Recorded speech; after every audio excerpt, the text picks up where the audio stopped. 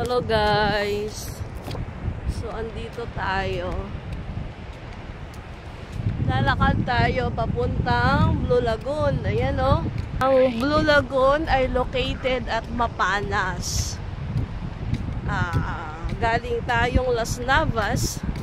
Kaya medyo malayo-layo yung biyahe natin. Kaya nag-rest tayo kanina. Yan o guys. How many times na akong nagpunta dito. Kasi pag meron tayong mga kapamilya na hindi pa nakakapunta rito,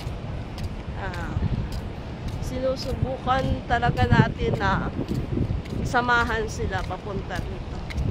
Kasi isa to sa destination dito sa Northern Samar or tourist spot na wag nyong